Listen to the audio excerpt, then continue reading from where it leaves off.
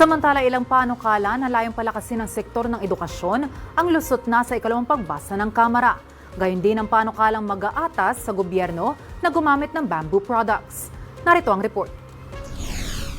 Dalawang panukalang batas para sa sektor ng edukasyon ang inaprubahan sa ikalawang pagbasa sa Kamara. Unang pinagtibay ang House Bill No. 9532 o Universal Access to Learning Resources Act. Layunin nitong maging libre at madaling ma-access ng mga mag-aaral sa kolehiyo ang kalidad na textbooks at learning materials sa pamamagitan ng itatatag na National Academic Content Repository o NACR.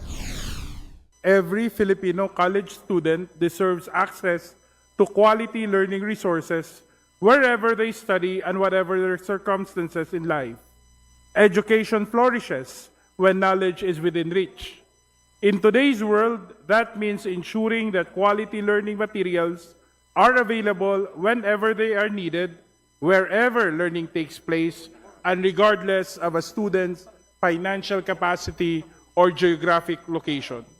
Lusot na rin ang House Bill No. 9812 o Local Universities and Colleges Governance Act. Titiyakin nito ang uniform na pamantayan, gayon din ang mas mahigpit na supervision ng CHED at TESDA sa mga kolehiyong itinatag ng mga LGU para maiwasan ang political interference at uneven standards. Ayon kay House Committee on Higher and Technical Education Chairperson Jude Asidre, hindi sapat na may access lang ang mga mag-aaral sa paaralan.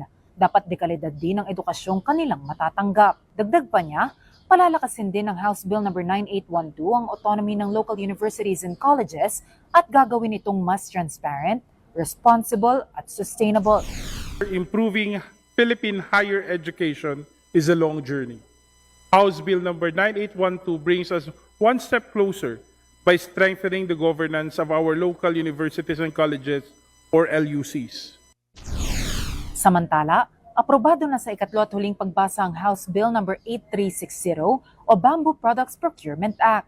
Dito, obligado lahat ng ahensya ng gobyerno at local government units na maglaan ng hindi bababa sa 25% ng kanilang annual budget sa furniture at fixtures para sa mga produktong gawa sa local at certified engineered bamboo. Kabilang dito ang bamboo boards, laminates, mga kagamitan sa opisina, handicrafts, at iba pang bamboo-based products. Isusulong nito ang sustainable procurement sa pamahalaan habang tinitiyak ang paglago ng industriya ng kawayan at ng mga lokal na magsasaka.